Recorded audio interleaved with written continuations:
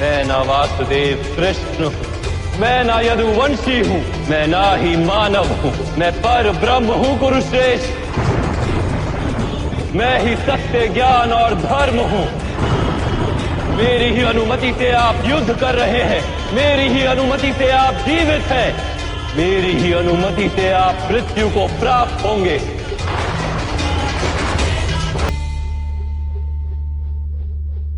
मुझे क्षमा कर दीजिए वासुदेव, मैं आपके वास्तविक रूप से अनभिज्ञ था। आप अवश्य मेरा वध कर सकते हैं, किंतु आप मेरा वध करने हेतु अपने प्रण को त्यागने के लिए सज्ज हुए हैं। अवश्य ही मेरा कोई महान दोष होगा। क्या दोष है मेरा वासुदेव, बताइए।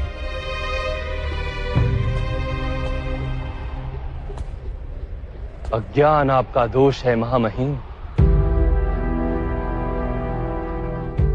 आपने धर्म के वास्तविक रूप को जानने का तो कभी प्रयास ही नहीं किया। करुणा के छत्र तले जब तक समग्र संसार समा नहीं जाता, तब तक समाज में धर्म अधूरा रहता है। किंतु आपने केवल अपने परिवार का विचार किया, संसार के कल्याण का तो विचार ही नहीं किया आपने।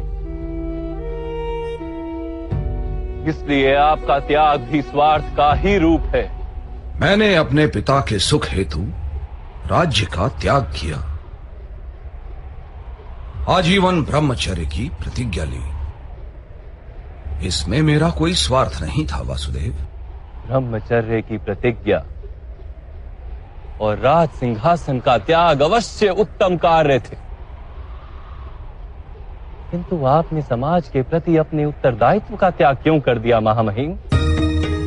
कुरुवंश में आपसी संघर्ष न हो, हस्तिनापुर के राज सिंहासन के लिए युद्ध न हो और कुरु राष्ट्र की प्रजा को हानि का दुख न हो, इसीलिए मैंने ये प्रतिज्ञाएं दी वासुदेव। अपने चारों ओर दृष्टि डालिए महामहिम, क्या चल रहा है यहाँ? आपकी प्रतिज्ञा ने इस विग्रह को, इस युद्ध को टाला तो नहीं?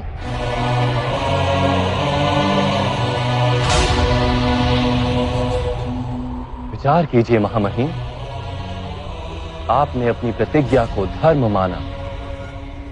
यदि वो वास्तव में धर्म होता तो ये महायुद्ध ही क्यों होता? वास्तव में धर्म किसी मृत विचार का नाम नहीं, ना ही किसी परंपरा का नाम है। धर्म तो जीवन का नाम है और जीवन निरंतर बदलता रहता है। परिवर्तन ही जीवन का गुण है और परिवर्तन हेतु मनुष्य को कर्म करना पड़ता है, और आपने कर्म का ही त्याग कर दिया महामहिम। किंतु मैंने तो जीवन के प्रत्येक पग पर उचित कर्म किए हैं वासुदेव। नहीं महामहिम,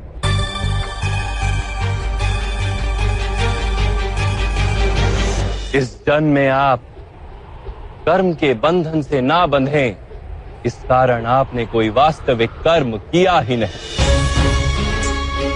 कर्म का अर्थ होता है निर्णय लेना और अपने निर्णय के परिणामों को स्वीकार करना। किंतु आपने कब कोई निर्णय लिया महामहिम? महाराज पांडु के राज्य अभिषेक का निर्णय क्या आपका निर्णय था? एक जन्म से नेत्रहीन व्यक्ति राजा बनने के योग्य नहीं होता।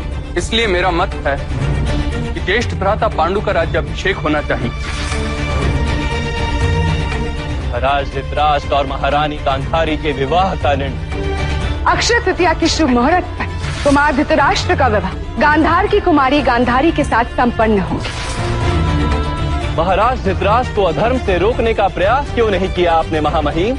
कुमार दुर्योधन पर वार करने वाले इन मत्स्य जनों का न्याय तो कीजिए। इन सबके सिर छेद कर दो। ये तो अत्याचार है। आदेश का पालन हो। युद्ध सभा का निर्णय और उसमें पांचाली के अपमान को ना रोकने का निर्णय। रामा, आपकी कीर्ति तो समग्र आर्यवर्त में है। आप तो स्वयं माता गंगा के पुत्र हैं।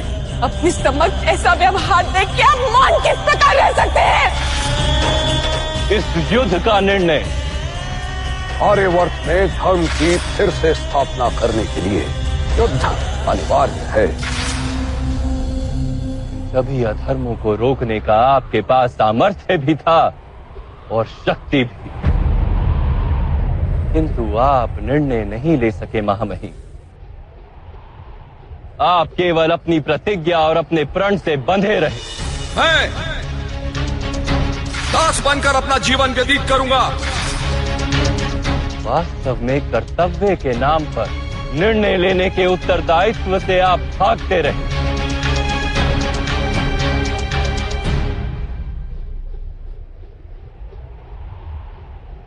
क्या निर्णय लेने से ही बंधन नहीं बनते वासुदेव?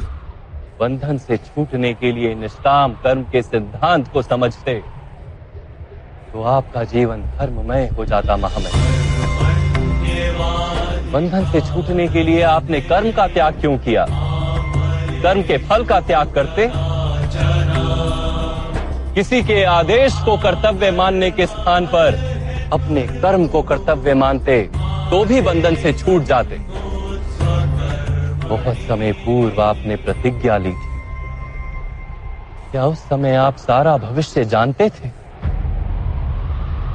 परिस्थितियां बदल गई महामहिम, समय में परिवर्तन आ गया, किंतु आपने अपनी प्रतिज्ञा नहीं तोड़ी और ना ही किसी परिवर्तन को स्वीकार किया। उसी का परिणाम है कि आज ये युद्ध हो रहा है। तो क्या प्रतिज्ञा का कोई मूल नहीं? अवश्य। जिस प्रतिज्ञा से सारे समाज को लाभ हो उसका मूल्य अवश्य है, किंतु जिस क्षण मनुष्य की प्रतिज्ञा, उसका निर्णय सारे समाज को हानि पहुंचाने लगे, उसी क्षण उस प्रतिज्ञा को तोड़ना अनिवार्य हो जाता है महामहिम।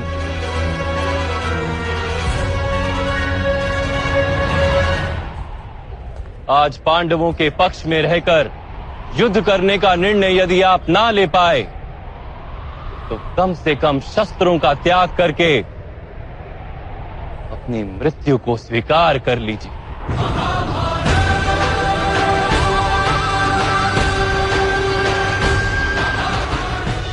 आज पांडवों के पक्ष में रहकर युद्ध करने का निर्णय यदि आप ना ले पाए तो कम से कम शस्त्रों का त्याग करके अपनी मृत्यु को स्वीकार कर लीजिए। मैं स्वीकार करता हूं वासुदेव। यदि आपका दिया हुआ ज्ञान मुझे जीवन काल में प्राप्त होता तो इतने अन्याय नहीं होते, किंतु जीवन में ना सही, मृत्यु में आपका दिया हुआ ज्ञान अवश्य उपयोगी होगा।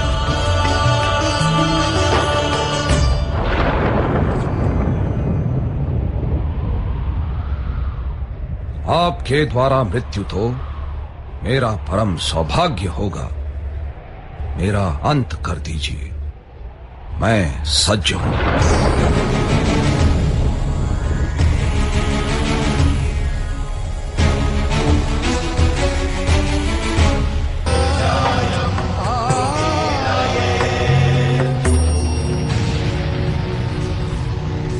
मेरी मृत्यु काशी की राजकुमारी देवी अंबा के हाथों लिखी है वासुदेव,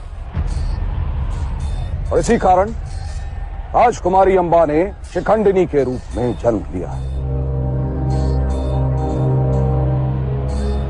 उन्हें ही मेरे वध का संतोष लेने दीजिए वासुदेव।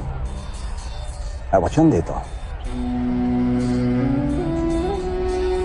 मैं वचन देता हूं वासुदेव, मैं उनकी प्रतीक्षा करूंगा। और जिस दिन रणभूमि में वो मेरे समक्ष उपस्थित होंगी, मैं अपने सभी शस्त्रों का त्याग कर दूंगा।